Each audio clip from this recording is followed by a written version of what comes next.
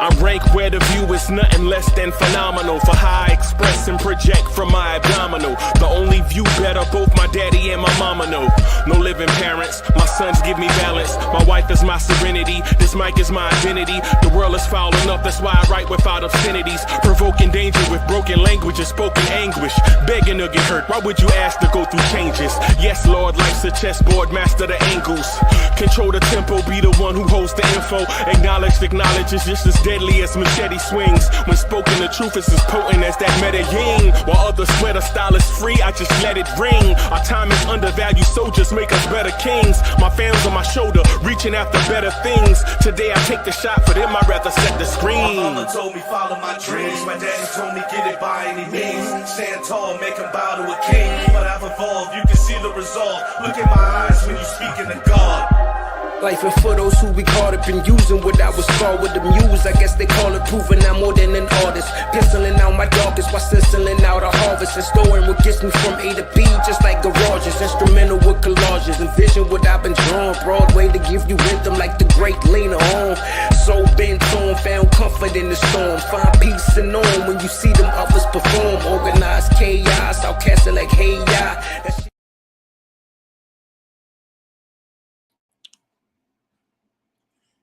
Yo, party people in the place to be. What's good? It's your number one chief rock in Knicks universe, your main man, Uncle Freezy, and welcome to the premiere Knicks in the Nighttime show, the Knicks at Night podcast. Salute, everybody. Let me change some things around here real quick just to make sure we are good. That looks better. All right. So I'm gonna bring it in there in a minute. Okay. All right.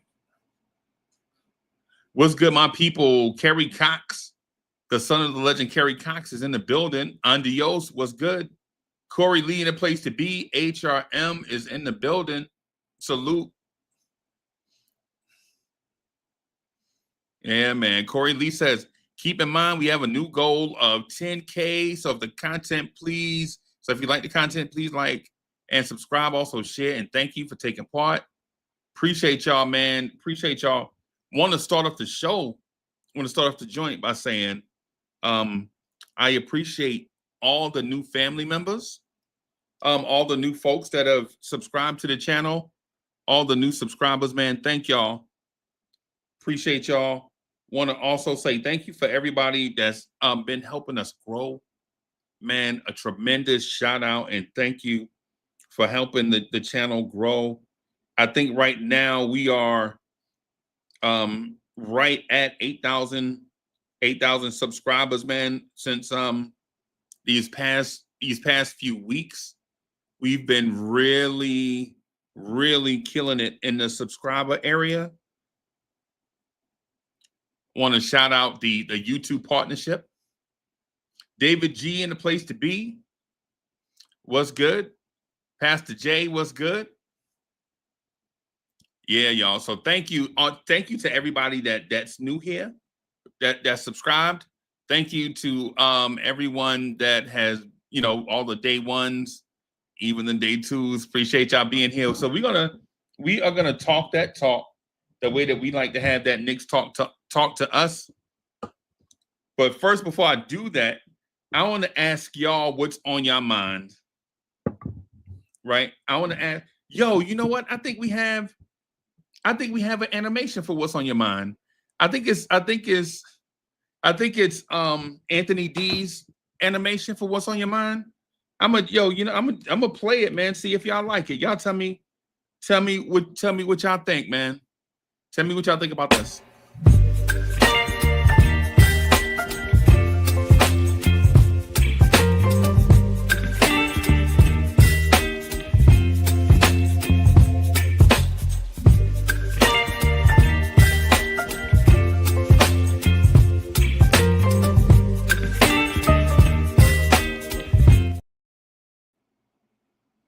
Yeah, yo. So tell me what's on your mind, chat.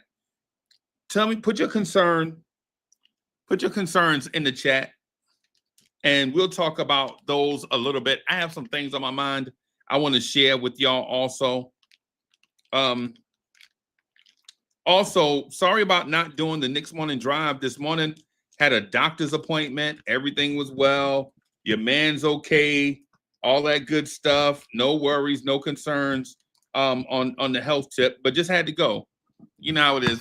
Once every 6 months, you need to go to the doctor. I went. He saw me, gave me the thumbs up. Everything's good. And so we'll do the Knicks morning drive tomorrow morning for sure. For sure. HRM is in the building. Yo, my guy Keith Turner is in the building. Y'all know, hey, I don't know if y'all know this or not, but I put a short out there like a month ago, right? I just put a short, just a little short, little snippet, little short video out there, and Keith Turner's avatar was on it, right? Keith Turner's avatar was on it, just chilling. Keith Turner ain't say nothing, I don't think he had a comment or anything. And it is the highest viewed short that we've ever done, or at least it was up to that point, right? Fritz Alcindor is in the building. The basketball mind, which is Fritz Alcindor, is in the building. Salute to Fritz.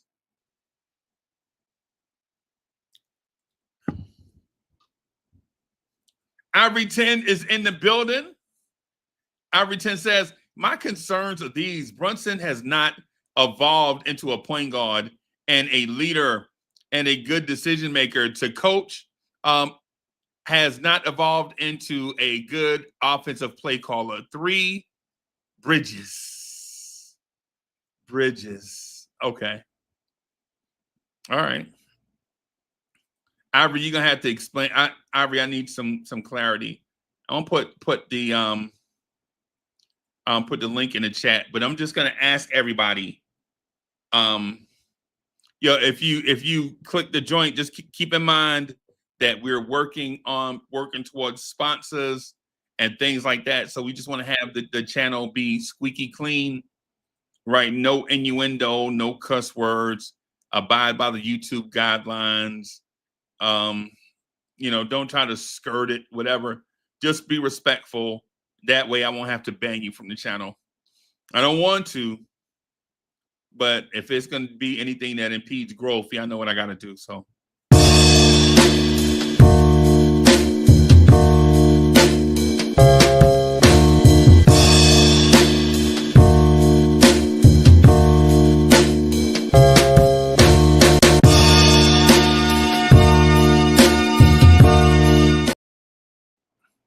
Fellas, what's good?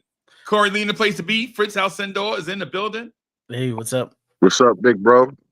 What's up, Fritz? I'm chilling, man. What's going on, Lee? What's on, boy? Are you good, bro? Yeah, I'm good. Hey, man, I see you about to have a busy week, Fritz. On the social media front. Yeah, it's gonna be a busy week, man. Yeah. I saw you Nick and Time show. Y'all were chopping it up with Wilson Chandler. I saw that. That was impressive. Yeah, I did ask him your question though. Which question was that? Because when you say, Tibbs not sticking up for the players, right? So I said, okay, does it matter if the coach, if the coach speaks up to the rest for you? Does it matter or not, or is it just noise? And he's like, yo, it does matter. When the coach has your back, you feel like your work ain't for nothing. So, you know what I mean? Yeah. So you did answer your question. Okay.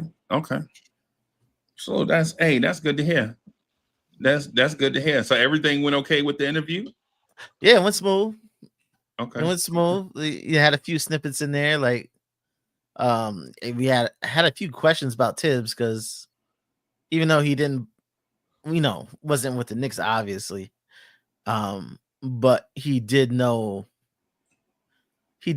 with Tibbs before, so some was a little political because he's in front office and all that kind of stuff. So he did kind of. He's in the Knicks front office?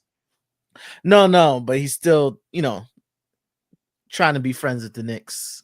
Yeah. They do invite him and stuff like that. So yeah, And so he has a working relationship with them. yeah. So yeah, I get it. But yeah. So he just talked about, do we? No, we straight up asked him, hey, is Tibbs the right guy for this team? Like me and Affleck. The reason why I don't have put my name on the screen so people won't be. Yeah. You know what I'm saying? People like, yo, Uncle Man. Ivory 10 is in the building. Salute. What's happening? What's happening? What's happening? Salute Uncle Freezy. Salute Fritz, and salute my cousin, my uncle, my man Corey Lee. Salute y'all. How y'all been? Hey, I'm looking for some Mizuno irons, bro. I love the MP20s. I don't want to get the new JPX joints, bro. I ain't gonna front.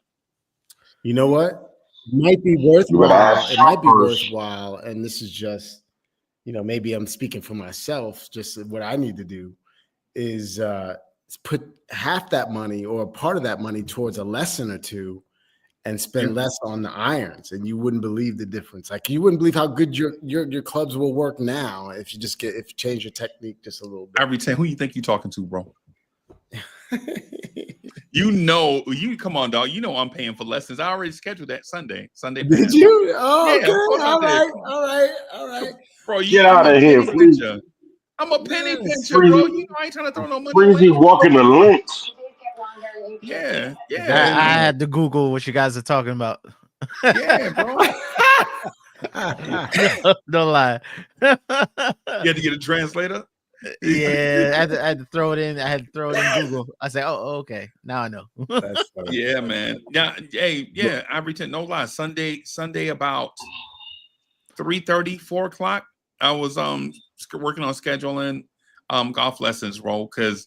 And my thing is, it just like anything else, even just like with Lawrence Tears, you're not going to be perfect when you start, but you have to hone your craft, right? Like, if you've done it for a while and you're not better, then what are you actually doing? So that's my thing with the golf lessons. Like, I need to get better, right? I need to get better. I know this. I recognize my flaw. Like, going on, like, looking good, because I'm gonna be fresh out there. You know what I'm saying? I'm gonna be the Adidas cleats. The Adidas golf shoes.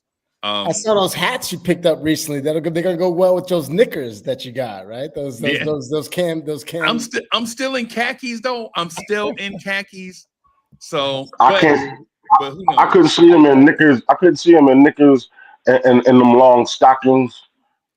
That with them Argyle long stockings. I don't know. That's not my man's flow. He got the hats. Yeah. Oh yeah.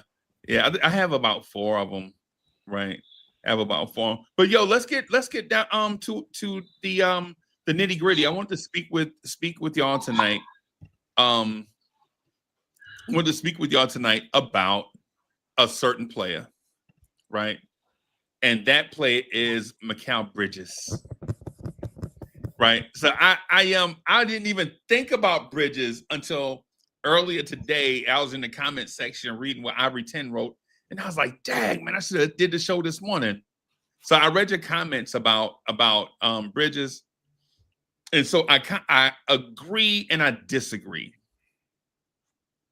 Right. And not agree and disagree in a sense where I don't want to answer your question, or maybe what you're saying is too difficult of a topic to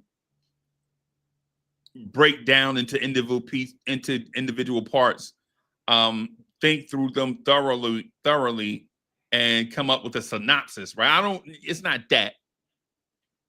I just think the issue is complicated. It is. Let me do this. Can you tell the world what you spoke about in the comment section about Bridges? There's been a few things I've said about Bridges. Okay. And I'll go over a couple of them. You brought up the subject, and that's why we're going to discuss it. So Right. with Bridges, we all know Bridges is a solid player. We all know Bridges can do more than what we've seen. The thing is that even though Bridges can do all those things, is that enough, or is that exactly what the Knicks need to be the best team they need to be with the current players on the team? Meaning that if we were to re-sign Bridges and give him that money and be satisfied with this team, are we satisfied that this team can do it? And I'm not so sure many people believe that this team is built to be a championship team this year. I don't know many people that really believe, hey, we can do it this year. I'm one of those people that doesn't believe this team has everything it needs to be that championship team. Personnel not being the biggest problem there, by the way. But with Bridges, I always have felt like we always needed another guy who can be a really strong threat with the ball in their hands other than Brunson. And we needed that guy to be able to guard at least twos. So we hoped for Bridges to be that. Bridges did not or is not turning out to be the guy that either is capable of demanding the ball and getting it and going and doing it, or he doesn't have that drive to want to be that guy. He's a solid player. This isn't a bash Bridges thing. It's more like, hey, should the Knicks pivot for the type of player that they may need to get to the next level? Maybe it's early. Maybe this is a summer conversation, but that was kind of what I had said about Bridges. Right. Is that he didn't have that on-ball threat capability, like attack the rim type of threat that really attracted the attention and would take the pressure off Brunson and some of the other guys. And it's just something we need. We need another guy who can get in that paint and be a threat, at the rim. We don't really have that. Where Bridges can fade away and be a scorer and attack and be efficient. But I just feel like we need another dog, someone else that can really be an attack. Okay. How though? Like what areas are you talking about? So when I think of like a guard, you think of it, he doesn't have to be Anthony Edwards, obviously, but you think of an Anthony Edwards type, a guy who has the capability of taking the ball, handling the ball, running the offense, dropping a pass off a guy like, and of course he's a great player, but you look at the point guard for the Clippers, right? You look at Harden, his type of skill set, a guy that can be a threat with the ball, pass the ball, just be dangerous with the ball in his hands. We don't have anyone that takes that pressure off Brunson. We just don't have a guy. We'd like to say, we have a backup point guard. Well, the whole summer and this year, the team told us that, our backup point guard was Cam Payne. They told us that they didn't see Deuce as a point guard, but as soon as our point guard got hurt, they put Deuce at point guard, starting point guard. Hey, but that's a conversation for another day. All right, I won't go there. All right, and they continue to put Deuce at backup point guard here in the playoffs, and didn't play him that way during the year. Anyway, I digress. Right. When it comes to being able to take the ball and be like a guy with gravity, a guy that's like, oh my God, you gotta be on your toes or on your heels. Guys don't know what you're about to do. Right. And I don't think we have that other dude that gets that attention. And that's why we see Brunson doing something that is just not attractive to watch if you're an old school basketball fan like myself that likes to see ball movement, player movement, passing. When you watch him just go one-on-one all night, it's tough. He's a great player, but it's tough to see how the team can be super successful doing that. That's why we brothers, bro. You and I, we agree. Fritz, what do you think, Fritz, when you hear that? When you hear that from Ivory? I think what Ivory 10 says, but getting that guy, what if you gave up defense? Like, it's hard to get a guy who does both. Like, two-way players are premium in the league. That's why we gave up what we gave up, because he's a two-way player. Would you give up that two-way player for a threat, like someone who's a really good threat on offense? It's a great question. And another question could be, hey, Bruce, maybe the problem isn't Bridges needs to be more dynamic, maybe the play calling and the actual offense needs to be more dynamic. So you don't need more. You don't need guys to be more dynamic with the ball in their hands, right? They could be that as well. So they're the old proverbial two ways to skin a what. There are different ways, but I think that's a great question. I think we'll see how far this can take us, right? If this doesn't work, something has to change, and it may not necessarily be personnel. It could be that play calling, which leads to. I agree. I'm with you. It leads to the guy on the bench, but like I said, I'm not trying to rush these conversations that are probably going to be had here. We're going to know. A lot of this is going to tell us, a lot of this is going to, speak for itself over the next few weeks. And we're going to know what we're going to need to do. But if we want to just, kind of guesstimate a little bit, I think the team needs a little bit more dynamic play calling, and we need a little bit more dynamic player, skills. I think we need a guy who can be a little bit more dynamic, and we also need some more dynamic play calling, because we need better offense. And people, can I just also say this real quickly? I'm sorry, guys.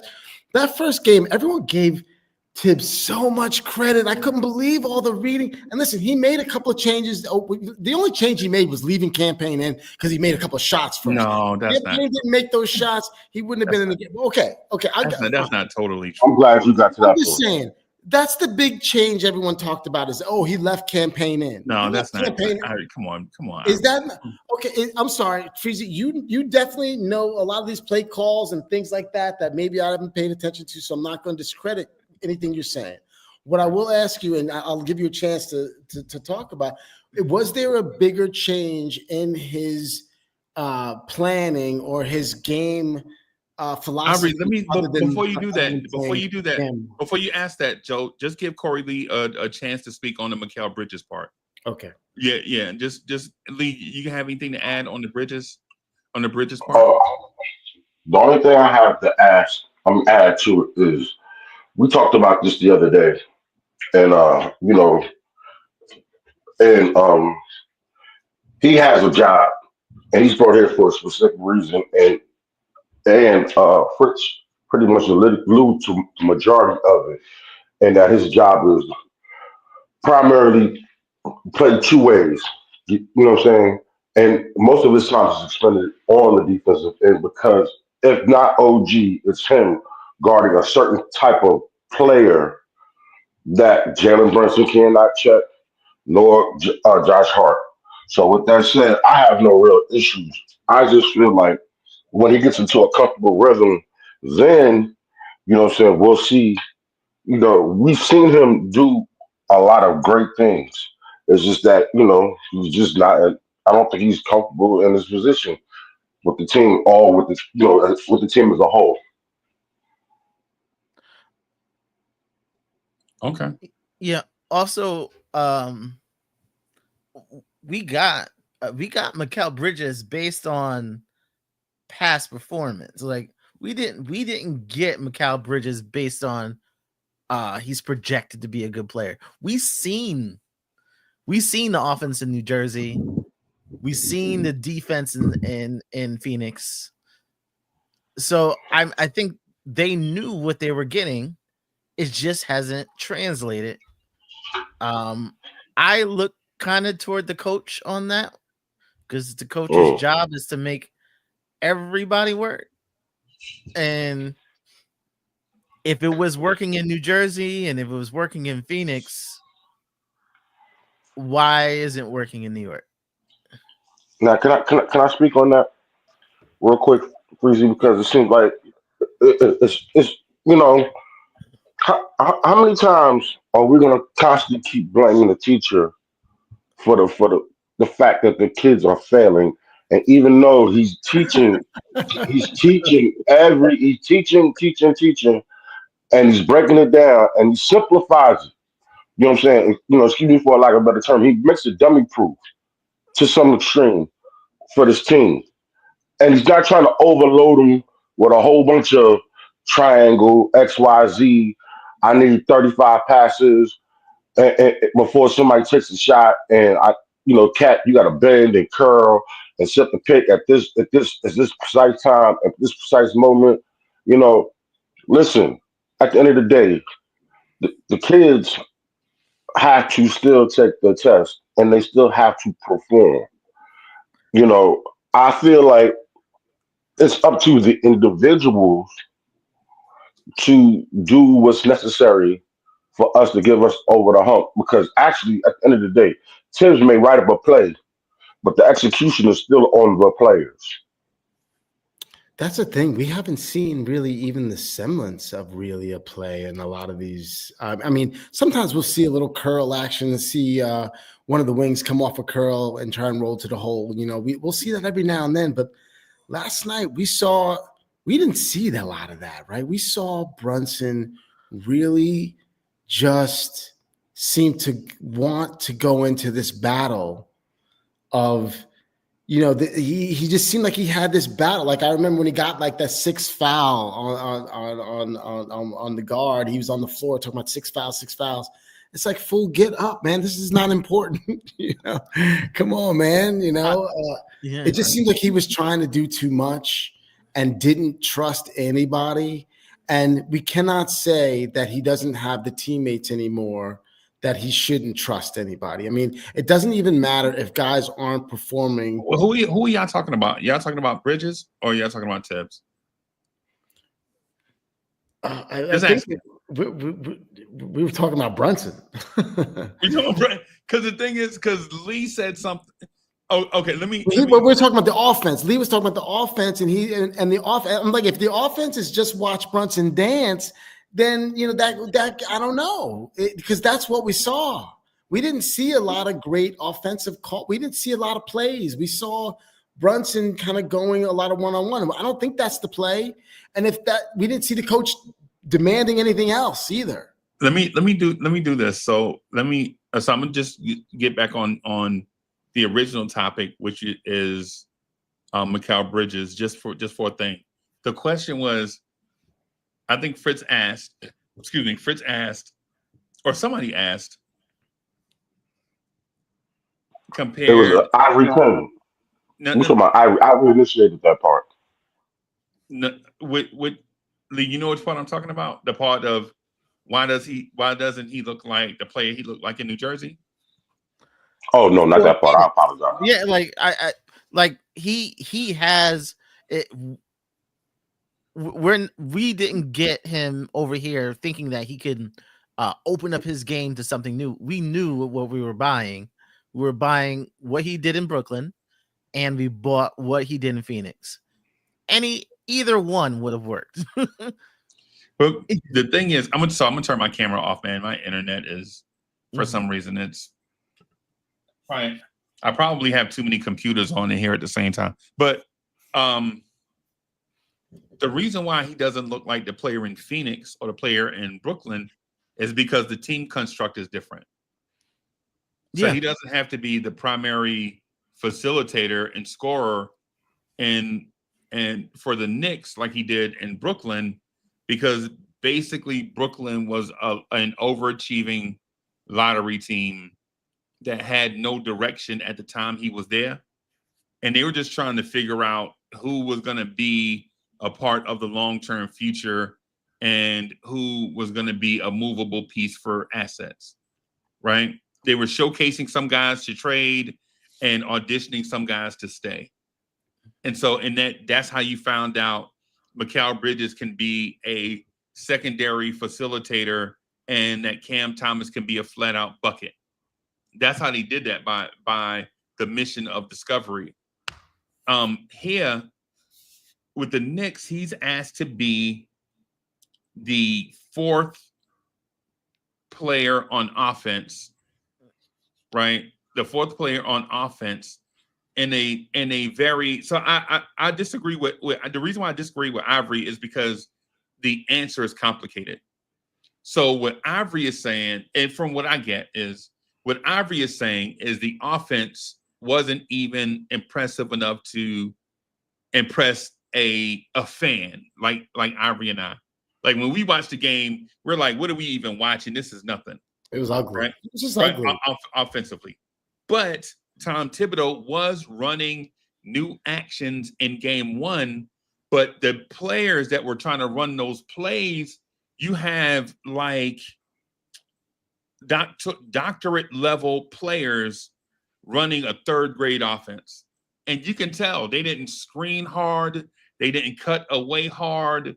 They ran through the act like Tibbs would say. Tibbs would call so say Tibbs will call yellow jacket, and they'll like line up in the yellow jacket pre-play positions, and then you'll see a guy kind of jog through the lane, and then a guy jog baseline, and then you'll see Cat come up top. Then you'll see Cat break the play, come up top, set a screen for Brunson. Brunson take the screen, Brunson ISO, and then get a shot up. Right? It's basically so Ivory, when you mentioned that, right, I was absolutely there with you. I didn't agree totally because I understand where you're coming from, right? I think you're like, yo, in the playoffs, shouldn't we see something? Shouldn't we see your A game in the playoffs? Is the point that I think you were getting at, right? Not necessarily. I want to see team basketball. Mm-hmm. I want to see what I thought made this one of the best offenses in the league. I was told that this was one of the best offenses in the league. And I do recall telling you when we were putting up those numbers versus Minnesota, versus Denver, versus a couple of good teams, and we all talked about how great the offense was, I said Freezy. I will tell you, by the end of the year, the problem with this team is not going to be the defense. It's going to be the offense. And it wasn't because of the players. It's because of how we run our offense. It's not conducive to winning. I've never seen, listen, I think this is why it took Michael Jordan so long to win a championship, is because he was so dominant. He thought he could beat everybody himself. And this is what it looked like, except for he wasn't as, Mike, Brunson's not effective as Mike was, but no, this is what it looked like. One versus the world. At one point you're like, Brunson is going light, like he's moving, jerking back, forth. 3 guys are surrounded, and like everyone's on the perimeter just standing there. I'm like, what is going on here? Right? Nothing is good. So to your point, nothing is going on with the offense. You can tell that the offense, the playoff game plan is not to diversify the touches and things like that. It's not to diversify the offense so that we could come together like a Voltron type of, or an Avengers type of group. But then I have a problem with that. I got you. I know. So, but that's not the game. Clearly, it's not, because even if, say, the players didn't run certain things, like say if they were like they just say wanted to ice or whatever, then Tibbs could sit at least that one player, and then the other guys could do it. Clearly, when I saw Mitchell Robinson screen up top, right, he screened a guy with his chest facing the scorer's table. His back was to the rim. Right then, that let me know that Mitchell Robinson was told at all costs to make sure that man didn't get in, that defender didn't get involved in the play. When you screen, though, you were supposed to screen and always stay available in the play. So if the emphasis is on screening this guy away from Brunson so Brunson can shoot all game, then what that's telling me is there is no game plan for offense. And if there is some, it's only the framework just to say that you did it. It doesn't look good. It doesn't look good. Is it just because he has total faith in Jalen Brunson? I think it's because he has total faith in Jalen Brunson. I don't know. It looked like AI was out there. It looked like it looked like the 76ers when the AI and not the good years. Like when he was just running them up. You have to love the fact that you have a guy on your team that is willing to go die hard. And this is the one thing I used to always give RJ credit for, was like, he was the one dude that no matter how good or bad he was playing, he was going to come at you all game long. And the moment you think that you go light on, he's coming right to your chest. He's not stopping. He's going to come all night long right to your chest and come and he's going to be a problem in the lane. That's just what he's going to do it. And that's what Brunson is. But when you're the point guard and you're the point of attack with the ball in your hands, there are other things. You're responsible for the team. You're the leader. You're the captain. So it can't just be you all night. And it just looked so. And let me just tell you, it was that way in game one as well for a lot of the game. And I know everyone gave Tibbs credit and whatever. I'm not going to fight this fight now, but it would look the offense looked absolutely horrible in game one as well. Hey, It looked terrible except for one quarter. We scored 40 points in one quarter, and it made everything look good again. But we did not have a good offense in the first game either. Hey, what's up, Ivory? Hey, Dre, what's good? Dre, what's good, man? How you doing? What's up, Corey? What's up, Fritz? What's up, Freezy? Hey, man. What's good, bro? Everything you saying is completely true. And to be absolutely honest with you, this has been the case when we've been healthy and had like a lot of talent, and he hasn't necessarily known what to do with it. If you squinted your eyes really hard last night in that game, it looked like Game 6 against Miami 3 years ago. It doesn't matter who's in the corners. It looked like RJ and Grimes are camped out in the corners, sitting still, watching Brunson do whatever he wants to do with the ball. And because Brunson is so talented, he can score in a phone booth. Tibbs overly relies on him just being able to create whatever he wants. But after a certain point, you're literally getting diminishing returns by not utilizing your players to the best of their abilities. You literally, if I could explain it player for player, last night when we were watching that game, or the night before, it was literally Brunson calling the high screen and roll with Josh Hart, which is what we saw in the Miami series, because Josh Hart was not being guarded, right? And it was two wings spaced out in the corners, just waiting to catch the ball. And your other option in terms of scoring gravity, like Julius Randle, was used as a decoy. And that's how we used Cat, essentially the last 16 minutes of that game. And it's lazy coaching, and it's a systemic issue. Like, we can say, yes, Brunson has autonomy and instincts, and he should know what to do. But when you come in and your base offense comes in and after the first action, there's nothing else but an isolation, that is a systemic issue. When you watch the Cavs play and you watch the Celtics play, they come through and run their basic initial action, and there's usually two or three things that can happen after that. There's nothing after we run that little basic weave dribble handoff at the top of the key. There's nothing happening. It's Brunson save us offense. That's what it turns into. And let me just say this real quick. You know, we all complain because we all know that we're getting hosed by the refs, right? But we don't even need to go there. That can be topic number 27 tonight. That's fine. We all know that we are. But the truth is, you know what? The NBA is like, we can't let this team advance. Who wants to watch that basketball all deep into the playoffs? I don't want to watch that. The NBA doesn't want to. That was ugly. That was just ugly. Even if we pull out a win, you think I'm enjoying that? That's just ugly, bad. We scored 94 points, and the coach wants to play more defense. You think the NBA is like, yeah, let's promote this team? Come on, man. That's not happening. The process is so poor. We're boring. We're boring, and it's not entertaining basketball. Sorry. Even if you're not entertaining, right, and you're just winning off rebounds and defense or what have you. Like, the process that we're running through is piss poor. And if you go against one of the elites, they're just going to pack us up in like 4 games playing that particular brand of basketball, because all those teams would stomp all over the Pistons as currently constructed. And we're like scratching and clawing and getting outplayed for the majority of the minutes in that time. And I'm going to keep it real with you guys. Have you learned anything about this team since October? Anything new? We've been running the same boring vanilla offense, the same rotations, despite injury. When we get injuries, when Josh Hart is out, we tell Precious Achua to do Josh Hart stuff for 40 minutes. When OG Anunoby's out, you know what we tell Precious to do? Be OG Anunoby and fail at it miserably. We've played like literally, if you look at it, we've played 3% of our minutes for the entire season in lineups with 5 guys that can shoot threes at the same time, reliably. And in the entire season.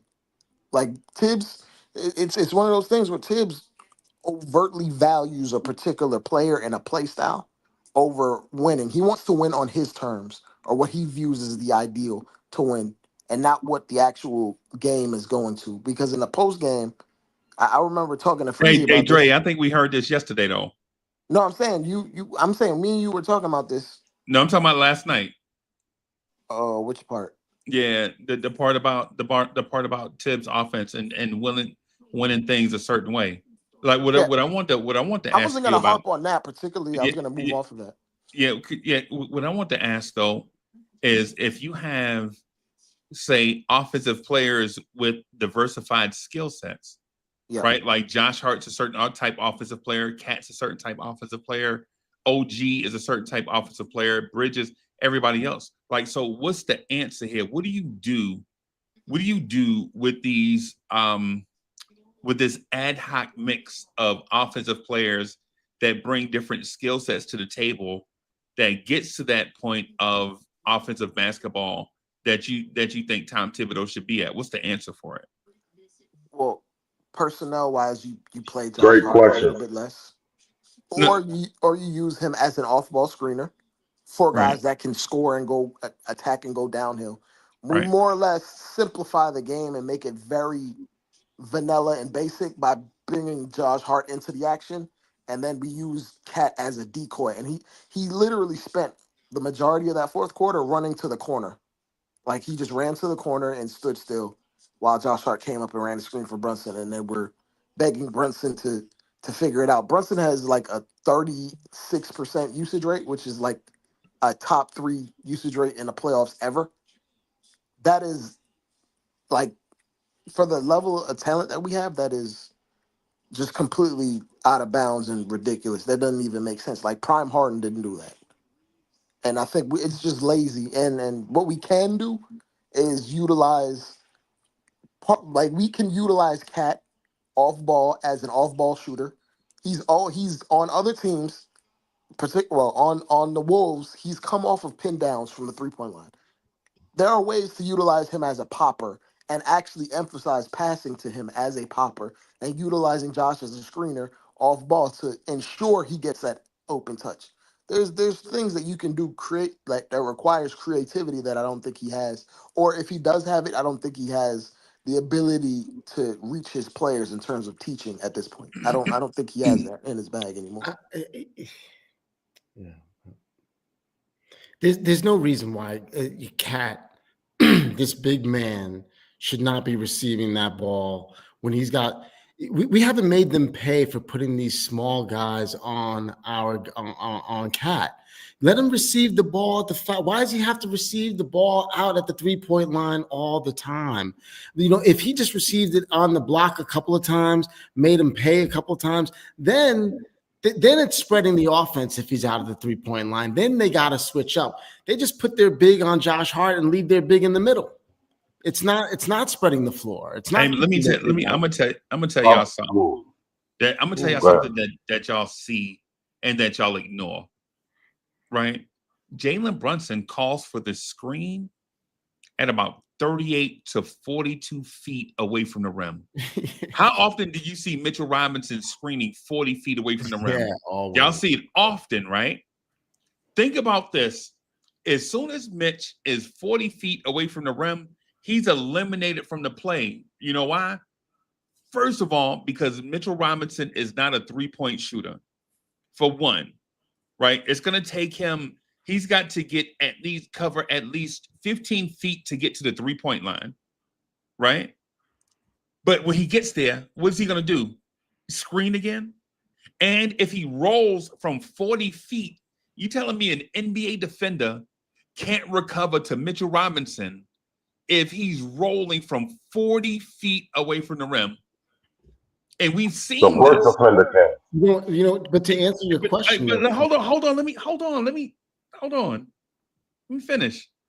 There's a thing to it that y'all see it, but y'all probably either ignore it because you have Ivory, what's the thing when you see things so much you get numb to it? Oblivious. Okay. You get oblivious to things because you've seen it so many times that you just start to ignore it. So you just become oblivious to it, right? When Mitch is 40 feet away from the rim, right? When he's 40 feet away from the rim, setting the screen for Jalen Brunson, and the defense brackets Brunson, guess what Brunson can't do for the rest of the floor? He can't see over taller defenders 40 feet away from the rim. So you know what that means? That means 2 defenders on the other team can play center field when Jalen Brunson is dribbling away from the pseudo bracket that teams try to do, right? So they don't have to go defend Brunson. All they have to do is get in between Brunson and a man, clog the passing lane because Jalen Brunson is not going to shoot from 40 feet, right? So that eliminates Cat or OG or Bridges, right? And so by the time Jalen Brunson is freed up, when Mitch comes back to rescreen at 30 feet, by that time, Jalen Brunson is viewing a set defense with 9 seconds left on the shot clock. I pointed this out to Fritz Alcindor the last game. I was like, Fritz, look at this. Fritz, you remember me pointing that out? Yeah, I remember you were pointing. You remember I was pointing that out during the game, right? Like, Fritz, watch this. Fritz, watch this. And we didn't even get into we didn't even think about an offensive set until 12 seconds was on the shot clock. And so now you're like, if you run one action, Dre, you run one action, right? Now you're at 7 seconds, and guess what Jalen Brunson is going to do with those 7 seconds? Isolate. Right. It's fake. It's like faking a blitz. Dance, baby. Time to dance. Yeah, right. So these are the things, like these are the small nuance, and that's not a Tibbs thing. That's a Jalen Brunson thing. Because when the defense looks to come bracket, all you have to do is give the basketball to somebody else, right? Because the ball moves faster than the man. And so even if you give it to somebody else, they reset into their defense, that person immediately gives you the ball back. Guess what? Now you're in position to start your offense at about 15 seconds.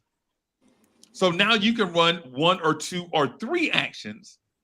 But Jalen Brunson won't do that because what I think is Jalen Brunson doesn't have enough trust in his teammates yet offensively to move that basketball, knowing that he is probably the best offensive player on the team. That's what I think, Dre. That's a perfect assumption. I'd have That's to a perfect assumption. I'd have to disagree. No, if we got into our offense earlier, I don't think so either. If we got into our offense earlier, our offense is not that complicated. It's not that layered. It's not. It's not. Even if we got into our offense earlier with other point guards, it stagnates and turns into an ISO possession anyway. When we had OG was getting all those buckets. He was doing a lot of isolation work to get those buckets. Yep. Are you talking about this series? I'm talking about. Are you talking about in general? The stretch before the playoffs. Okay. All right.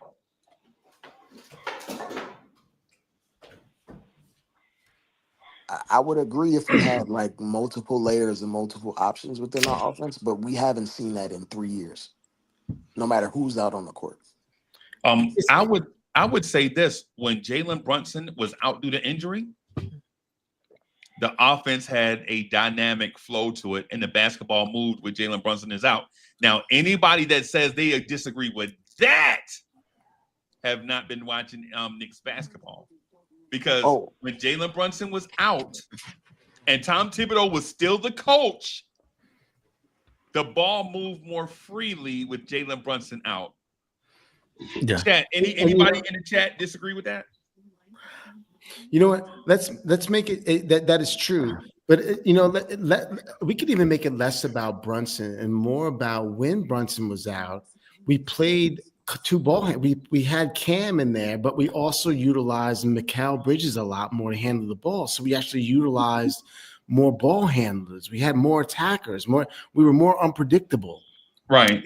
But we weren't a better team. We were just the offense. The offense was more diverse, and other players were able to get off, and other players felt like part of the offense. I don't think we see that here. I think when we've seen this offense be the best in the playoffs in these last two games was when we had another guard in there with Brunson, and we took Brunson off the ball. At least some. Maybe that's long right? term. What we need to do to be the best team we can be is to eventually take Brunson off the ball. Another time where the offense looked good was earlier in the season when Cat just came on and they didn't have time to practice. Yeah, that's when Jalen stepped back and said, "Hey, I'm gonna make sure Cat gets his. I'm gonna make sure Mikal gets his. I'm gonna make sure everybody else." The offense was good. Everybody said, "Oh wow, this looks good. We can't wait till they incorporate everyone," and it's only gotten downhill since. Well, Fritz, that has to do with Josh Hart actually being guarded by centers. That's why. Before early January, we were a top 3 offense, and then once teams fully committed to guarding Josh with centers, we ditched normal offense because it takes a level of creativity to exploit when teams guard them with centers that we don't have. And when you don't have that creativity, it turns into Josh Hart come up and screen for Jalen Brunson and use Cat as a decoy. Like a lot of the things that you were talking about, it happened because they were putting wings on Josh because they were respecting his jumper. And then when teams realized, yo, you don't have to respect his jumper, you can put a wing on Cat and use Josh's man, which is now a center, to hover over and clog the paint. Then all that spacing that you had for creativity and ball movement is gone. It's gone. And we haven't made any adjustments schematically to account for that. In turn, like we just play the same guys more minutes. Literally, we just play the same lineups more minutes and expect them to have a different result with the same schematics. That's the reason why. The OKC Thunder exposed us terribly. And every team since then, even lottery teams, started guarding Josh with centers. Right. And Tibbs hasn't figured out how to pivot and adjust to it in 3 months. 3 months, by the way. 3. We just haven't shown offensive or defensive consistency really much this year for any given amount of time. I mean, for a little while there, we were playing some good offense, and we were running and gunning, but it didn't, to me, it didn't look like it was going to last because I felt like first of all, we were doing it versus teams that were inferior, a lot of it. And then another part of it was because I felt like we were just, hot at that time and OG was playing out of his mind. We obviously haven't seen that OG come back since, but you have to account for level of competition as well. Definitely. We weren't necessarily playing the top of the top. But you could tell even then I was looking at that offense and I'm like, this is not pretty. This is not going to last. This is not going to make it when it really, really counts. And listen, I think we're probably going to beat Detroit. But we're all talking about getting to that next level. And to get to that next level, I just think you have to play the game a little bit different. You got to move the ball. Listen, the Celtics have just about everybody on the Celtics can pass, dribble, and shoot. But they're not all dribbling around every damn where. They're passing the ball around. And they're all just as talented with the ball as everyone on our team. More talented with the ball in their hands than everyone on our team. And you don't see them dribbling around trying to go one-on-one everywhere. They got a couple of players who might do it when it's the end of the shot clock, but they're moving the ball. They're moving the ball. And I know it's not all about how the Celtics do it. Everybody doesn't win the same way. But I just think when you have a team with very few ball handlers, moving the ball might be a damn good idea.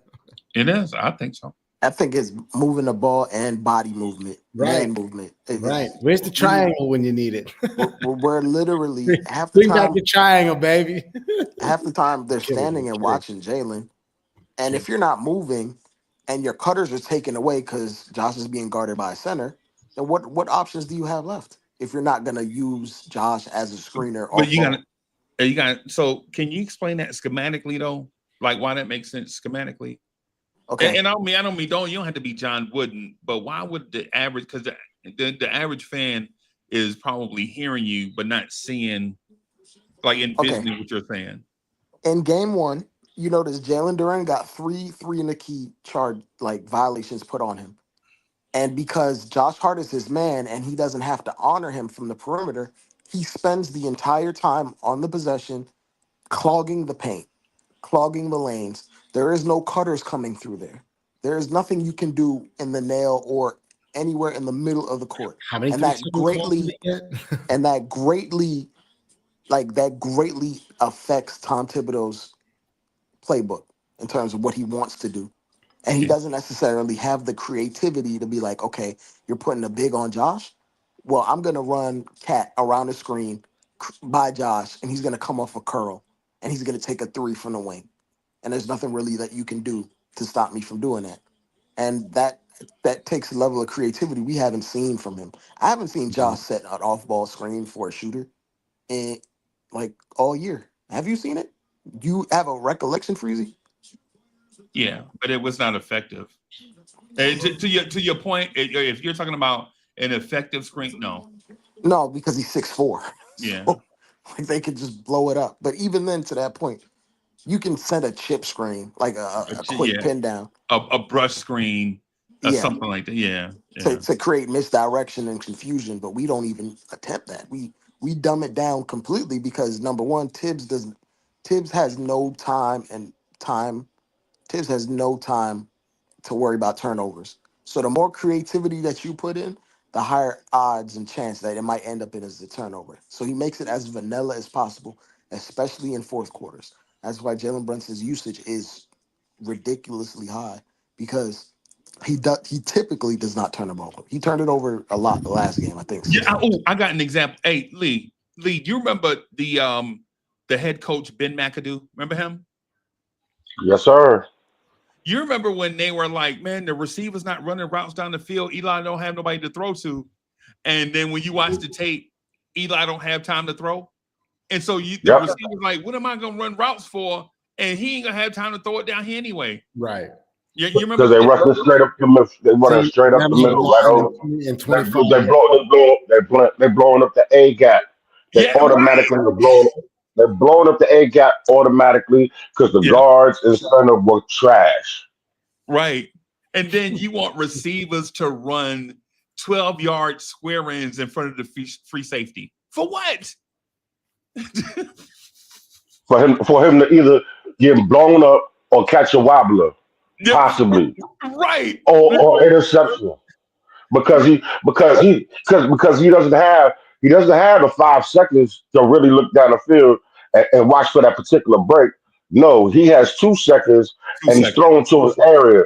Hopefully, if that receiver's going to go get it, and that receiver doesn't want to go out there and expect himself to get hurt. So great segue right back to bring that back around to is that quarterback, because he's being rushed, is that impacting how? That's what I'm telling you. Bridges is the point is the point that I'm getting at. The point that I'm getting at is this: the line's not blocking, receiver's not running routes, so the quarterback is scrambling out of the pocket and just getting what he can get. That's basically what I'm saying, right? That's basically what I'm saying is. Yeah, true, Daniel Jones. Is something breaking down for the quarterback to start scrambling, or does the quarterback like to scramble? Oh, that's a good question. I think it's a read and react issue. I think bad habits get presented, and we enable Brunson to lead into his bad habits. Yep. Instead of a coach being a coach and started. That's what coaches are. Coaches are to break bad habits. Because I've seen Brunson play in all types of offenses his entire basketball life. He was the guy. He was part of the team in college, and he stepped up and became the guy and became most important player, most outstanding player. And then he came into the league as a role player. Then he played off ball, and then he became a hyper efficient off ball player. And then he played with high usage players, and then he became the high usage player. He can adapt to whatever it is. He just has to be deployed in the right way, and you have to emphasize certain things so he doesn't lean into his bad habits. But that's literally what we paid Tom Thibodeau $10 million for. That's what But he made hold the on, $10 million for. let me ask you a question. But considering that Jalen Brunson knows this already, why do you got to keep telling him that? You don't Why have to can't he keep telling. initiate the? But that's why he dumbs it down. You shouldn't have to tell him these things. Nah, he dumbs it down because this is what he's been everywhere he's been. No, Before he came to the Knicks, no, he was no. this You're on not. the Bulls. He was this on the Wolves. Dre, Like, let me stop come on, sugarcoating it. Dre. Stop No, Dre, sugarcoating it. no, Yes, no, he no, was. He was this on the Bulls and he no, was this on the Wolves. Dre, no, Dre. We've been constantly kicking this man's back in for the last 5, 6 years and saying the same thing about his offense. But we progressively have gotten better every stinking year, except for that one year we had Kimber. We got better Let's not. because of talent No, this no, year. no, no, no, no, And no. then it Stop it, and then stop it it. regressed Dre, immediately because we can't why predict it. can I finish my thought? Go ahead, brother. Sorry, my fault. My point to you is, my man, is that the the product is, it no matter how much, it's still gotten better. It's still risen to certain occasions. But still, at the end of the day, like I said earlier, one of the players are going to try to execute and actually try to get their doctorate degree, because that's what happens when you get the NBA championship to some degree. These world class Hall of Fame players, the Jokic, because at some point, Brendan Malone ain't out there running them plays like that, homie. He's not. He's not out there taking the shots. You got to understand that Brendan these Malone is players. better at his job than Hold a Anthony second, Davis. but listen to what I'm trying to explain to you, man. The players have to accept some responsibility. You see how we just put a lot of that on Jalen Brunson, but also too, Cat has to make himself more assertive. And and also too, when we do the pick and roll or something different, you know what I'm saying? Or i.e. with somebody else, when Mikal Bridges brings the ball up and the ball moves a little bit better, as a leader, the captain, the pseudo coach on the court has to initiate that, because obviously it worked when he wasn't there and when he was there at certain points of the season. This is what I'm talking about. Sometimes you gotta hold these players accountable too. It ain't all just about kicking. I mean, we can have the best genius of a. We can have Phil Jackson at his prime, and we can got the master motivator. We can have whatever. At the end of the day, when the players do not execute, you know what I'm saying, a simple idea, because that's what a play is. It's just an idea. When they don't execute that idea, what can you say? Pat Riley, why aren't they listening to you? Comparing Tom That's my. Thibodeau to Pat Riley is disrespectful as I'm hell. just saying in general. Come on That's now. No, come disrespectful on, as man. hell, brother. Come on, man. Stop it, because Like, I understand where yeah. you're coming from. Like, All right. So if you understand, the but you, idea makes sense, but it doesn't make sense for Tom Thibodeau because he has been this why particular wasn't person. why doesn't, because his name's not Pat Riley? No, he has been this particular person. Just because a bum doesn't have a PhD doesn't mean he doesn't have some kind of knowledge or intelligence or some kind of sense. We're just trying to pass on knowledge or And try to what I'm motivate them to saying do the right is, thing. his knowledge was excellent 10 years ago. And I'm saying the game done passed him by, is what I'm saying. I'm I'm saying saying he's grown. he is not up to speed with He's what's going grown on in in today's the league. last 5 years. It went from super vanilla to now he's added some pecans to it. You know what I'm saying? And maybe a couple of pralines he has now. You know, come on now. You can't just Corey, all Corey, just Corey, pile it Corey, all on him, Do you watch the actual contenders play? Like, bro. not Are even you the serious? result. Don't bump the result. Bump the result. Have you Yes, looked I at do the watch them contenders play. play in that process? Their process Yes, is bro. 10 times better than whatever we do, no matter Okay, who's on the bro. court. Okay. It's not. It's Okay. not no okay, Corey. No, It's I'm saying not. It's really I'm saying not I'm not. okay. Okay. I mean, that's all I have. That's my answer. That's my answer. There is a level of accountability that needs to be shown to the players. Absolutely, I agree with that because players have to execute at a certain point, and there is a level of autonomy that you have in an NBA game that you may not have in an NFL game, right? As a player, like a wide receiver can't just break off his route. That's when you get interceptions. Like a running back can't just decide I'm not going to blitz pickup, even though I'm supposed to do this. In the NBA, superstars can do whatever they want for better or worse. But when you have a And that's collection of the talent, problem.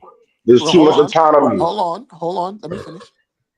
When you have a collection of talent that does not mesh together and has not meshed together at a high level, that says to me they're not being put in the right positions to succeed.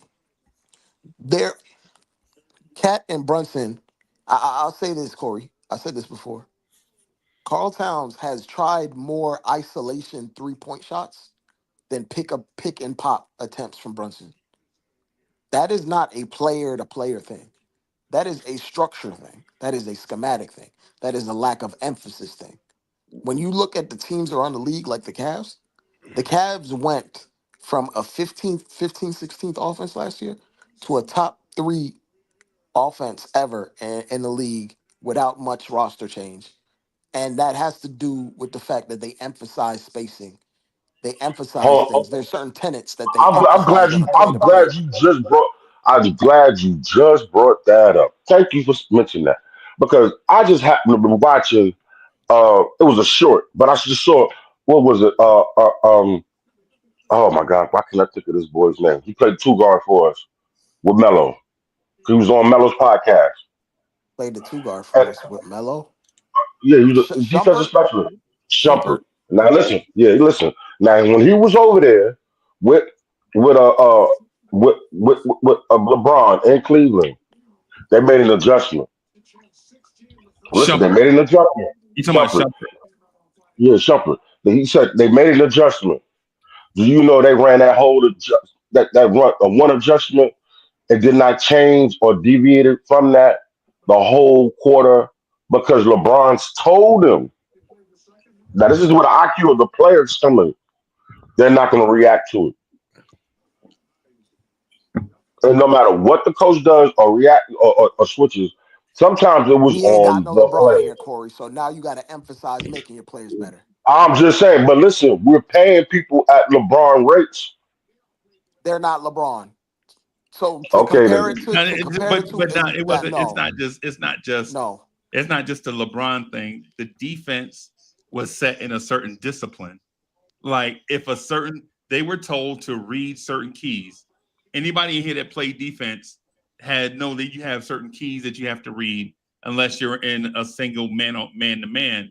If you're in a single man to man, then you just guard the guy. And depending on how the coach wants you to guard him, whether it's face guard, give him speed, you know what I'm saying? Y'all already know.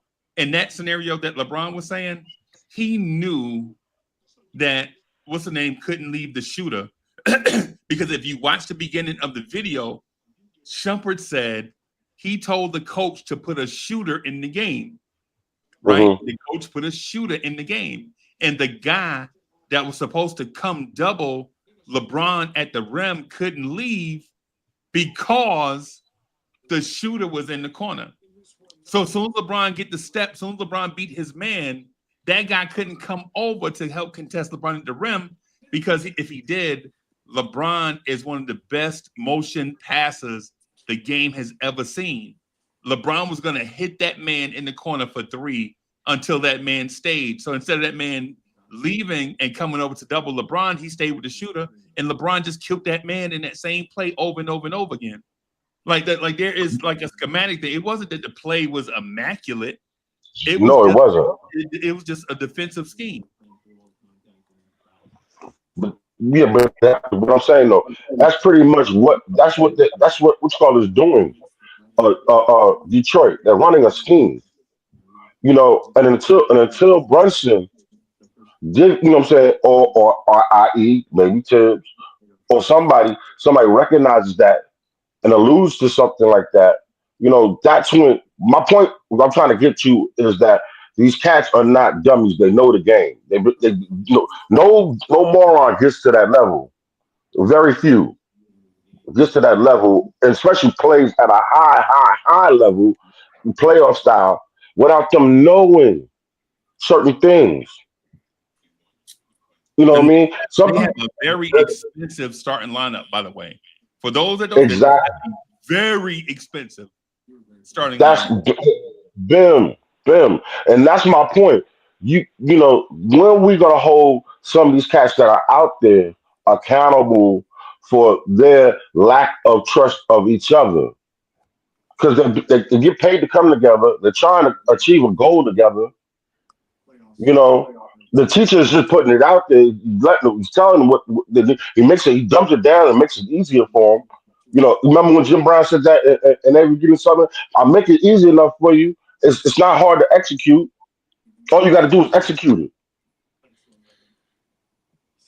What we're That's all you trying got to to do. execute, what we're trying to execute is one of the hardest things to do over and over. Isolation basketball. That's what we're Man, trying stop to making execute. excuses. Excuses It's are not an monuments of excuse. nothingness. We don't generate open threes and we don't Just that generate is an layups. excuse. We don't generate open threes and we No, don't we don't. generate layups. No, we don't. We don't. And when you look around across the league, the great teams do that, and they do that schematically. In today's league, it ain't all about just the superstar figuring it out. It's not. Because if it was just about superstars, Phoenix would have a ring. It's not about that. It's Brooklyn about would have a synergy. ring. I agree. I agree with Lee, but I agree with Dre point too, though. It's about synergy, basketball IQ, and maximizing the tools that you do have. If you Hey, throw talent together and tell them, "Hey, figure it out," it's not gonna work. It's just not gonna work. no, we get that part. We get that part. But it's like in football where people think a running back is going to lead to a great run game, and it don't. Right? You A need the running guards, back is tackles, and the centers to work together. Yep, yep. And you need synergy. You need guards that can single block and then combo block, right? Like hit a man, right, and then get up to the next. I'm sorry, double team and then single block on a backer or whoever's next, right? In our offense, one thing that you should see is this: anytime Mitchell Robinson screens away from the rim, Josh Hart should be cutting to the rim. That should be a must. And Dre, you know why that is? Dre, you want to tell him why that is? No, you're gonna have to explain that to me because his man gonna be in the lane anyway. Because the thing is, I retain you're exactly right, right? Because here's the thing: when Mitch, because think about this, other teams like to use centers to guard Josh, right? Right. So if Josh is cutting to the rim, the man is already there, right? So now you're saying if Mitch comes up top and Mitch brings his man, what is Mitch bringing above up top? Is Mitch's man coming with him to screen up top? 40 feet away from him? Nah, it'll probably be there like their second biggest. It'll probably be Tobias Harris guarding Mitch. Right. So Tobias Harris come up with his feet inside the 3-point line, but he won't cross that line because Mitch is not a 3-point shooter. Well, right. But if Josh Hart is cutting for whatever side of the floor he's on, right? I assume that Josh Hart is always going to be on the side that Jalen Brunson's on. That's what I assume. Because a lot of the offense that I see, OG Anunoby and Cat are always pushed away from Jalen Brunson. Right? Games. Is that correct? That's correct. What I would suggest is Josh Hart cutting to the rim, bringing his man away from the perimeter so that we can work offense on the perimeter and create mismatches there. Right? Because think about this, if Josh is on the perimeter, is Josh's man going to be on the perimeter? No, Josh's man is going to sag to the next closest offensive threat. He's not even going. Josh's man is not even going to close out on Josh. He might walk out there and make Josh force Josh to be patient with the basketball. But me and me and Dre been saying it for years that Josh. Well, I have been saying it in front of Dre for years that Josh attacks imaginary closeouts. Right, the closeout is not even there. Josh just attacks it anyway. Right. Right. He starts traveling before the closeout even comes. Yeah.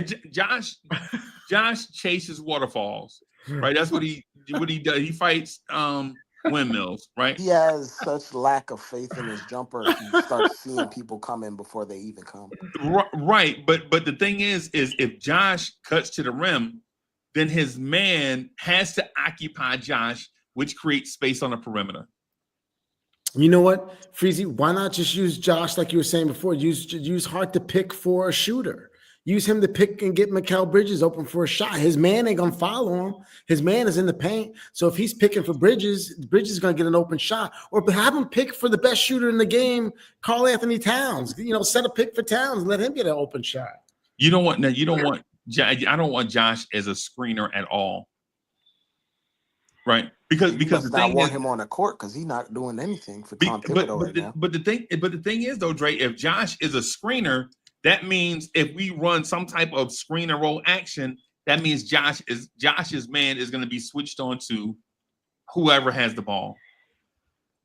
Right? No, because Josh's man is going to sit in the paint. Josh's man is going to be playing back in the paint. Sagging in the paint. The whole point of bringing Josh into the action is to make the center move.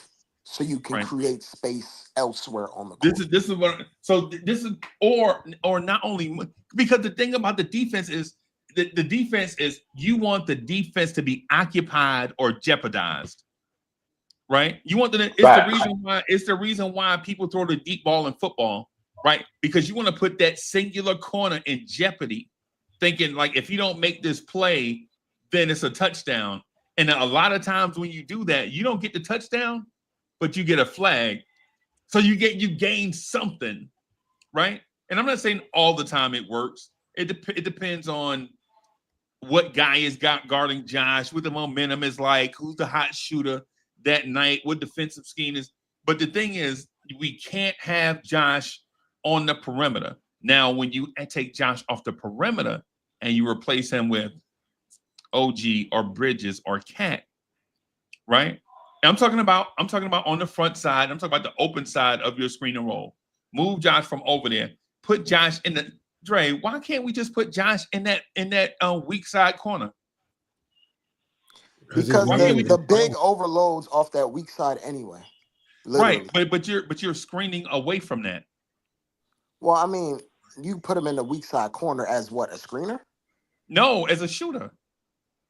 They're not going to honor his shooting. They'll let him take it. What do you mean? They'll just let him take it. Who's going to let him take it? His man, right? Yeah, the center. Right. But so that means the center won't be on the open side of the pick and roll. If they completely overload, then that allows Josh Hart to have damn near 20 feet of space to do something, which he usually doesn't capitalize on because he's not that good. Right. Basically, what I'm saying is Josh Hart should be looking at Josh Hart should be looking at the backside of Jalen Brunson jersey on offense at all times. That's what I'm saying. And Jalen Brunson doesn't have the height or the skill to make that pass, unfortunately. Well, what I'm saying, Dre, is I don't want him to throw that pass. What I'm saying is you tuck him on that side, and on the front side, you have OG and Bridges, guys that are not only decent three-point shooters, but guys that will attack the defense in one-on-one situations and create their own shot in one-on-one situations. But when Josh is there, Josh is going to catch that ball, wait 1 or 2 beats, and then dribble into the teeth of the defense, jump in the air, and then find somebody to pass to while he's in the air.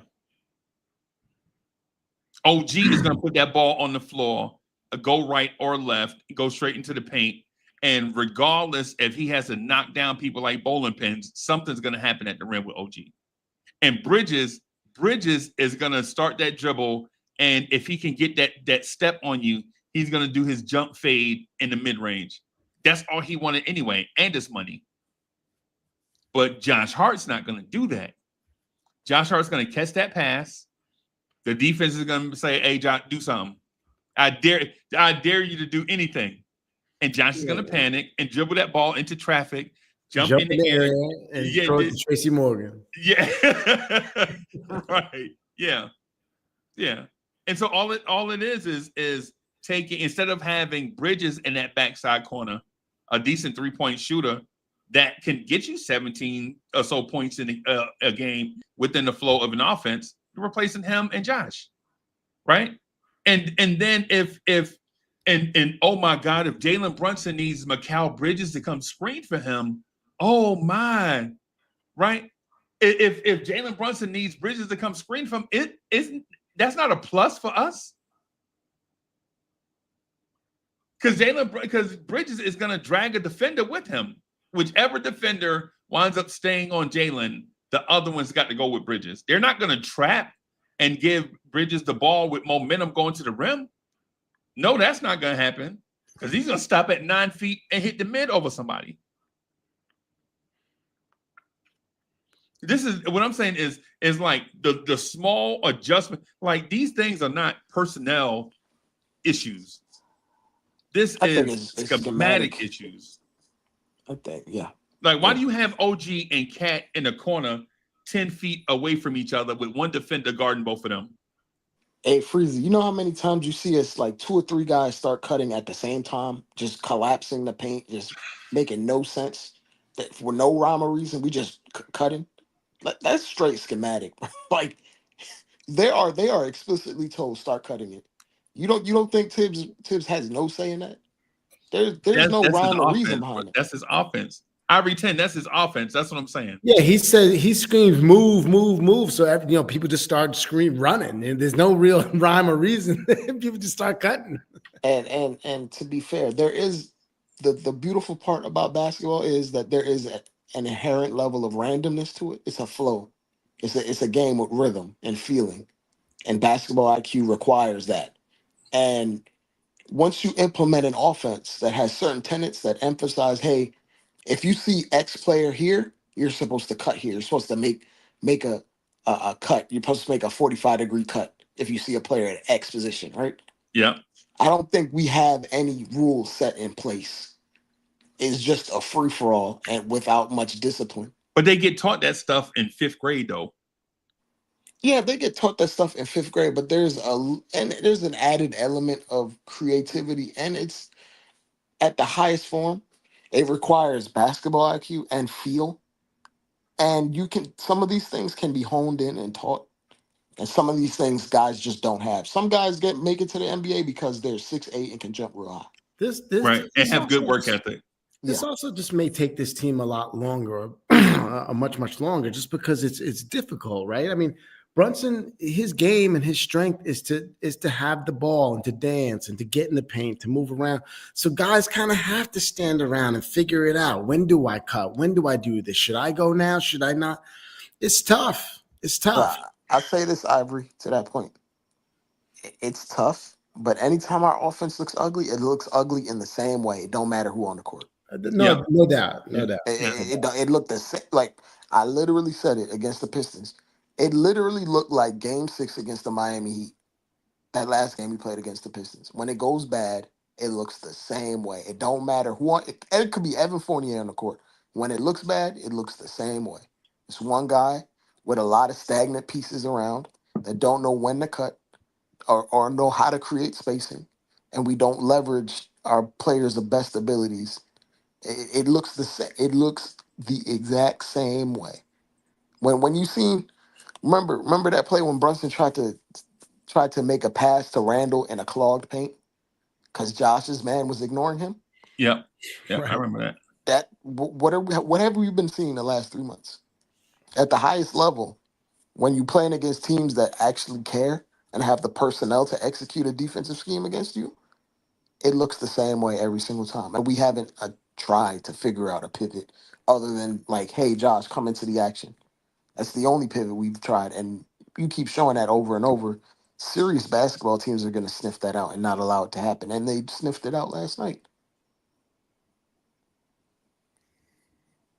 They just kept like turning the ball over, like they struggled, like if we could just keep bad decisions, bad shots. Even in game 1, we got. I mean, the shots Towns was hitting, one leg, fall away, side on the baseline. We were Tough hitting shots. crazy shots just to stay in that game. That it was just ugly offense. It was ugly that first game. Also, I was not impressed at all with the offense in that first game. And I'll be so honest. If you put Mitch in the game instead of Josh, they can't put like a wing on Cat. I mean, they can't voluntarily put a wing. You have to put a 7-footer on Mitch, and that 700-footer has to pay attention to Mitch because Mitch will create havoc on the glass by himself. When you have guys like Josh, that 7 foot is just roaming, completely ignoring Josh while Josh is standing 23 feet away from the rim. Like the presence that Mitch has creates a trickle-down effect where if Mitch is in the game, Cat's 3-point rate is gonna go up, literally. I think part of the reason why Cat doesn't take so many threes is because Tibbs values rebounding more than shooting. So he's not gonna tell Cat to take a bunch of shots. You're all the way far away from the rim. You're not gonna get boards from that far away. Tibbs cares about what happens if you miss. He doesn't care about what happens if you make the shot the first time. Hart should be setting picks for all of our shooters. If he's going to be out there in the perimeter, he should be setting a pick for a shooter to take a shot because his man is not stepping up to guard him and to guard anyone he picks for. His man is not stepping up. That's we need to get Towns some more open shots, and I think that's a way to do it.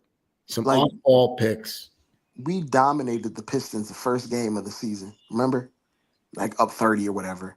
And they slowly churned and figured out.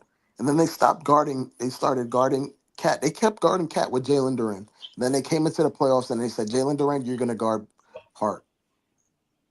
If every team starts guarding you the same way and you have no pivot, that's not just a player thing, man. Like I'm being so sincere.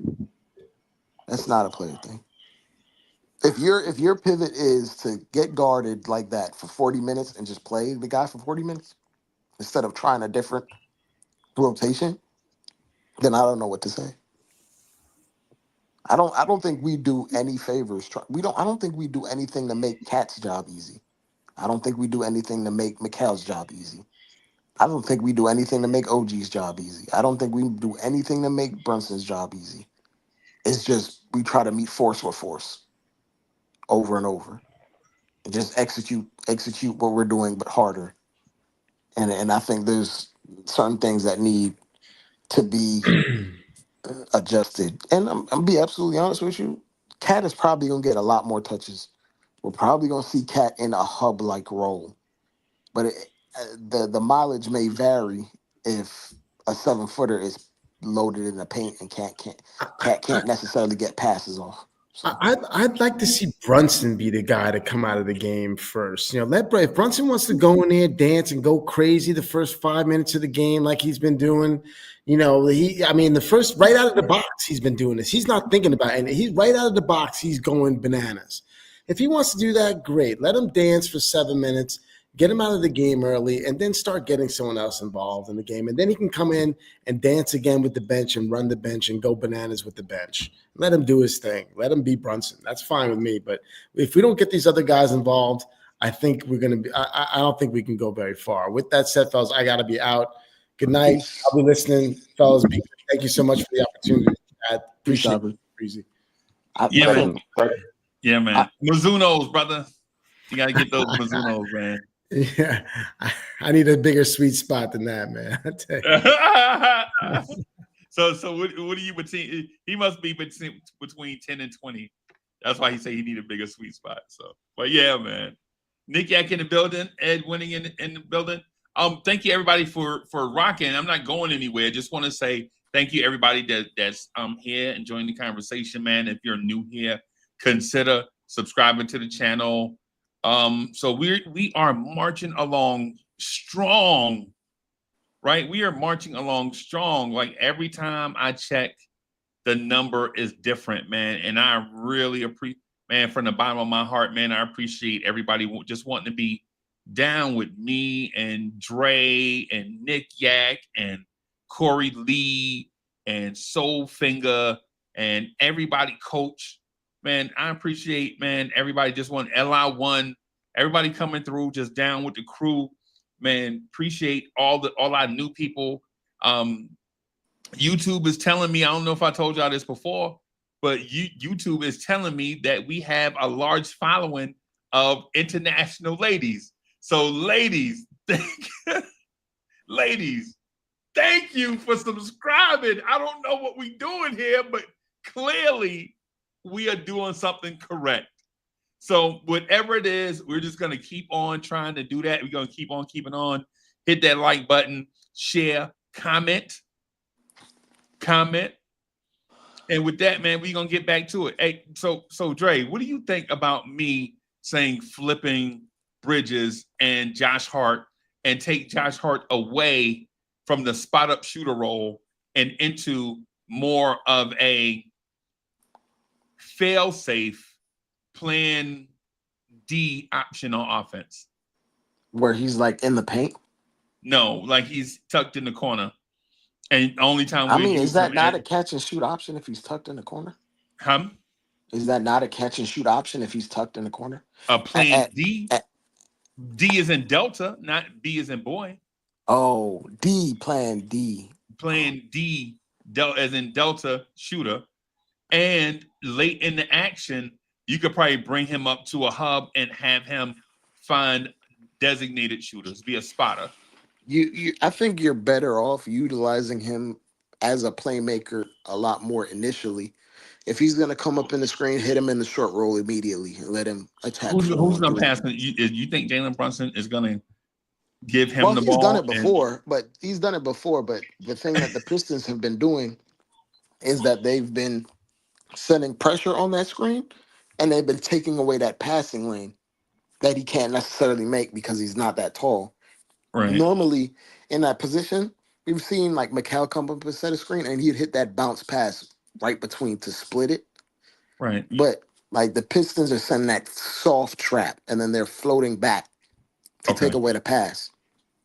So in order to beat that, you got to essentially be very aggressive in Brunson actions, or you start the action by having Josh be a ball handler initially, more often, and you come up and let Cat set a screen on Josh Hart. And if they want to go under, that's completely fine. You still creating a switch in that action, right?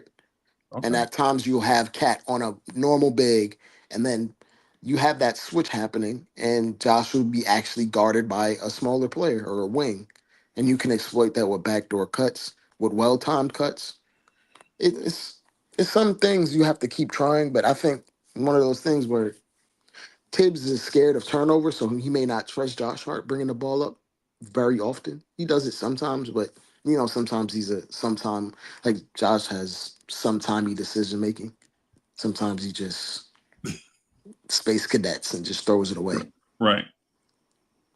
If he was a more reliable decision maker, we'd probably see him bring the ball up, even with the fact that he can't shoot. Right. I think he gets at times I think he gets panicked. Yeah. But I think one of the main adjustments is literally just play him a little bit less. Like there's nothing wrong if he plays 30 minutes as opposed to 40. I think Dre, I ain't who you giving them extra 10 minutes to? Mitch, some hybrid of Mitch or Deuce. It doesn't really necessarily matter to me.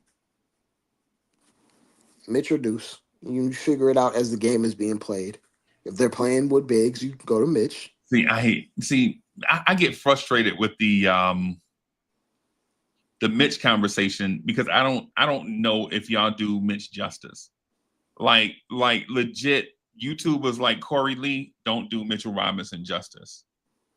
Right? Like he don't have like Lee ain't gonna come up here and defend his guy. Right? Like Lee ain't for instance, I think Mitchell Robinson can be an offensive dynamo, right? But not in the sense that y'all think. I'm not talking about saucing people up looking like Wemby from 3 or nothing. I mean, pinning his man, catching the ball in traffic, and throwing that thing down people's throat like Barkley. That's what I want to see Mitch do. I need a man with a slow hand. I need a man with an easy touch. Anybody remember where that's from?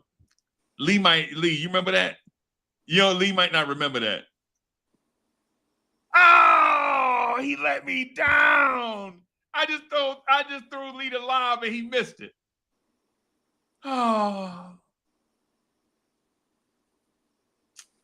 I think, that might be out of my range. No, but like I said, just like Mitch, because I was on mute. Just like Mitch, I'm not prepared to catch it anymore because nobody throws it like that. No, That's funny, Corey. What I'm getting at, like with my guy, is this, right? If for instance, I think DeLon Wright threw Mitchell Robinson a bounce pass. Mitch gathered it 1-2 and laid it up on the other side of the rim. And we had never seen Mitch do that before because we never saw anybody throw Mitchell Robinson a bounce pass off a screen before. And they wasn't willing to do it. And now to some degree, the arguments about Jalen Brunson and him initiating and doing and making these players better because that's his job. And I've been a big advocate of saying, in order for us to get to the promised land, Jalen Brunson needs to be more like Isaiah instead of like Dame Lillard. That's the issue to some degree. If you're not willing to try it, you don't know if it's going to work or not. And we've seen other people are willing to do it, but this man is just not willing to do it, and I don't know for what reason why. And that's a $1 million question. That I still don't get to this point, to this day. When we used to do it before, and it was easy baskets. At least RJ Barrett to try to initiate it. Is he in love with the Coco? Oh boy, what? Remember we was just talking about this morning. You was talking about Cameo and it's like Candy, and then all the things were put in the video. You know what I'm saying? It's just like that. You know what I'm saying? Like all the answers were put in there. The Easter eggs were right there, and it's him.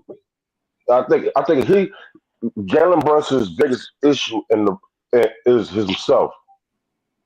Is himself for real. At this point, I don't know. And see, Lee, I'm with you on that. I like Jalen Brunson. I don't know if I want to change anything Jalen Brunson related, except that. Except that one thing, sharing the basketball. And he can still get. He can still get damn near 25, and he can change his average to like 23 and 11, which still makes him an all-star, which still makes him a Hall of Famer, which still gets him to All NBA. Okay. Because still that'll make his efficiency a heck of a lot better. It'll make his teammates happier, and it'll make the team better, period, overall. And not everybody's a threat and not just him. Okay. I think I'm going to keep it a buck. If we're just going to use Josh Hart in the same way, it's going to make it harder for Brunson to make these passes. Like, I'm going to keep it a buck. If they're going to keep throwing Josh Hart like on a weak side by himself in a corner or in the action, they're going to put a 7-footer lodged in the paint. And when that 7-footer is lodged in the paint, it emboldens other teams' wing defenders to be aggressive because they don't have to worry about being beat because there's going to be help on the backside. And when they have that aggression, it pinches off your shooters. It pinches off your passing lanes because all those guys stick onto OG even more aggressively. They stick on to Mikal more aggressively. And when you have that one weak link offensively causing all this chaos, you have to have man movement. And we don't necessarily have that. So we have guys just standing still, being stationary targets on the perimeter, and Brunson has to navigate and create a lot of nonsense in like 7 seconds because Tibbs doesn't necessarily have the creativity to have Josh Hart be a weapon in that type of scenario. That's my issue. Like, and when you see it, when I say this, you'll see it immediately. When we came down the stretch against the Pistons, they had a man in the paint, and they were extremely aggressive on OG and Mikal on the perimeter, away from the Okay. play. And if you're that aggressive, any pass that comes in that direction has a chance to be picked off or deflected. Because once they know they have that help on the backside, they're going to be extremely aggressive. That makes you a better defender when you have the backside help. It's why we know Mikal is a lot better when Mitch is on the court, right? But when you have that backside help, you can be more aggressive, and that's why Brunson doesn't necessarily look to make the pass, because if he knows that they're just sticking the shooters that hard and the shooters aren't moving or aren't cutting, then it's a turnover. And in Tibbs's mind, bro, a missed shot is better than a turnover because it gives you a chance to get a rebound. That's how he operates in my mind. At least that's how his logic has been shown to me in the last 3 years. So Dre, I promise you, I'm with you, bro. I'm trying to get to a place where it's not, we got to get rid of Tibbs and Josh. That's what I'm trying to get to, man. I ain't gonna front. I'm just being honest with you. I keep Josh. Just get rid of Tibbs. See what I Because he mean? don't know how to use Josh right. I think there's a lot of things you could do with Josh's skill set, but I don't think we utilize it correctly. And Josh isn't like the high IQ basketball player that'll just figure it out on the fly. He's never been that. He's a journeyman. You got to deploy journeyman. He's not gonna figure that out. That's what you have the coaches for. Because there's a lot of guys on OKC's team that we don't know them from nowhere, but they play on a string and they play with a focus, right? I don't see a string when we play against good competition. We look disjointed every time we play against good competition. Okay. And that's for a reason. Like these teams can maintain their identity in high tension moments and high pressure moments. They run through their sets. They run through all their options. We as soon as there's some pressure, hey Jalen Brunson, help us. We ain't running no sets, man. We ain't got no time. We ain't got no time for all that. Jalen Brunson, take a step back three. Take 5 step back threes in the fourth quarter. But And he kind of has to do it because if he tries to make a reckless pass, they're playing the passing lanes ultra aggressively because they have the help on the backside. Just watch it. That's It's part of the reason why he had 6 turnovers, Corey. that's He why had you 6 take turnovers. He had 6 turnovers trying to do that's why you too take the much basketball out of his hands. That's why you take the and basketball give it out to of his who? hands. And give it to who? Mikal can he's shown that he can help play make. I would agree with you, Corey. I absolutely agree with you, Corey. You know, Mikal and Cat have like the most They have the best, if anything, the best passer on the team is Cat. hold on. Hands Hold down. on. But hold on. Those passing lanes aren't open if Josh is on the court. Those cutting lanes are not there if Josh is on the court. You have to acknowledge that. If the way Josh is being deployed. I said And Josh and is and not and cutting it. and, and Mikal can play make, right? Mikal and Cat actually have good synergy in the pick and roll, but only when Josh is not on the court. Because all those passing lanes and driving lanes and spots you want to get to, that your pet shots, those don't exist with the way Josh is being deployed right now. They can exist with Josh Hart. You just have to use Josh Hart in a different way. And we haven't seen Tibbs do that. That's why I put it on Tibbs. I don't think Josh Hart is a bad player at all. I think Josh Hart is being mismanaged, personally. okay. Because he's a role player. He's not supposed to have it all figured out as a role player. Role players are supposed to be plugged in into a situation where they can exploit what the other teams are doing. You don't put the role player in there and be like, "Hey, role player, figure it out." You might tell Jalen Brunson that, but in too many instances, we tell Josh Hart, "Hey, figure it out," and Josh Hart is not capable to do that, and he's playing 40 minutes, and you're asking a role player to play 40 minutes and figure it out, and he's just not that guy. That's not in his body. Are we struggling? I'm just gonna change the topic, man, because it seems like we just beating Tibbs, kicking Tibbs back in. I don't want to do that, bro. I want Facts. to just do I absolutely want to do that. yeah. So, but here's the thing: we get what we deserve, right? That's what they say, right? but here's the thing I want to mention to y'all, ask y'all about: are we struggling with Detroit because Jalen Brunson is injured? My thing is, if he's on the court and he can play, I don't want to give him that out. If he can Chat, play, I'm gonna say this. I'm Chat, gonna say are this. we struggling? Are we struggling with Detroit because Jalen Brunson is injured? Go ahead, Lee. He's not fully healthy. He's not as healthy as he was last year at the start. At this point, at the start, he's not. And I honestly feel like that sprain was a high ankle sprain because it seems like every time he's not to say he had a whole lot of lift before that. He's lacking something because he's not the way his foot moving is, and if he ever gets a chance, the opportunity to get in the paint, he's not pivoting the way he normally does with the amount of quickness. So I feel like he's playing hurt. Now injured means you can't play, but he's playing hurt. And I think he really has like a high ankle sprain versus just that it might be a foot and an ankle sprain. I'm gonna keep it a stack, bro. I think Mitch is still hurt. I think Cat is still hurt. I think Brunson is still injured. Let me say. I think all these guys are still injured. The only one that is fresh and spry is Bridges. Yeah, legit. To be truthful, you are right. Yeah, I think Bridges is Wolverine, bro. Because you remember when Bridges hit the floor and his knee like landed all awkward, like knocked together? I was like, no, how that dude come to the Knicks and get hurt? Right? How does the Iron Man come to the Knicks and get hurt, right? That man laid on the floor. You know what I'm saying? He was like, you're all right, you're all right. He wouldn't say nothing. And then he got up and he jogged up and down the floor limping. And I'm like, nah, man, he gonna miss tomorrow's game. And before you know it, fourth quarter, he's straight. He huffed and puffed and blew it off. Yeah.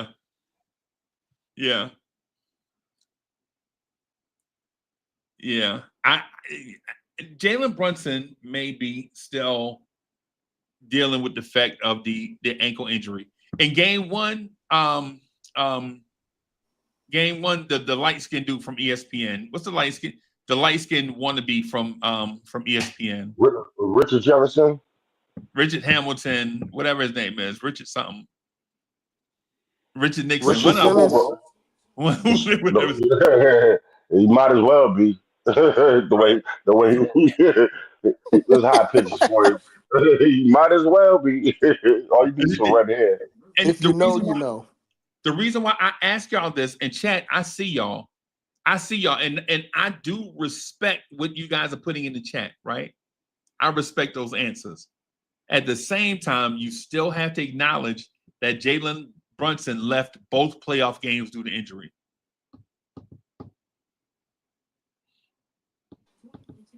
I would shoot him bail, but it's like at the same point, Freezy.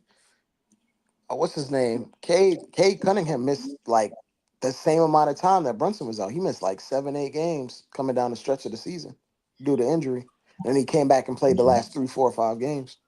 Like, but was it the same we're hurt, time but we even hurt. We have more talent than the other team. I don't want to even shoot them that bail. Like, there's no excuse for our performance. To me. But the conversation is not about Cade, though, dog. This is about Brunson, right? Are we It's a struggling because Brunson Brunson thing. is hurt? And my thing is, if we had a better process, it wouldn't matter if he's hurt or not. Oh, you see, you going back to Tibbs? You still kicking Tibbs back in? No, not even Tibbs. That the process. Some of it falls on the players as well. If he played smarter, not harder, then we'd have better results. Okay. I got a feeling It's not all on Tibbs. I feel like if I had to split it in a percentage, I think it's 60-40. Oh, 60 Tibbs, 40 players.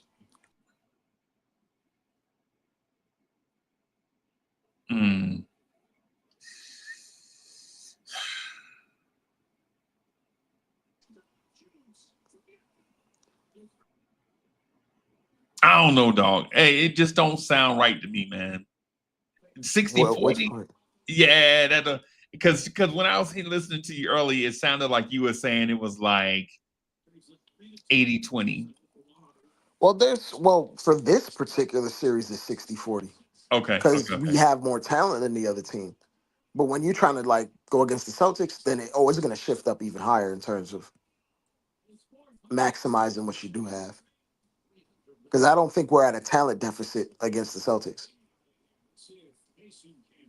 I think we're at a schematic deficit or IQ deficit. Or like I think we're at a deficit in execution. But talent, I don't think the Celtics are that much more talented than us. And that's where it falls on coaching. So we back to Tibbs. Well, you asked about this series if he's struggling right now. Right. So that, and I said, and I put the onus 60-40 and 40 on the players because there are certain things that he could do better against this particular team because you don't have to go to the nth to beat the Pistons. The players could literally just play a little bit better and we'd be 2-0 just off of straight talent. Like making shots, like we were like 1 of 10 on open threes. If we made one more, we probably win that game. That's where I put it on the players. Okay. So if it's the players, if it's on the players, what player has to step up in game 3? What player has to be the absolute best version of themselves in game 3 in order for the Knicks to win? The same one it was in game 1. And that's Cat.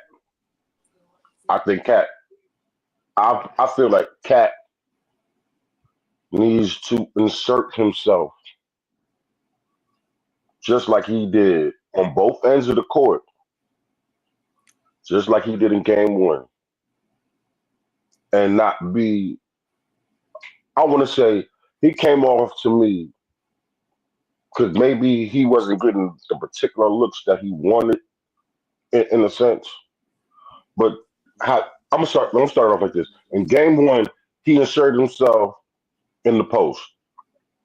He pretty much got whatever he wanted in the post, no matter who was matching up against him. Whether he had Harris or he had beef stew on him, and he took advantage of that.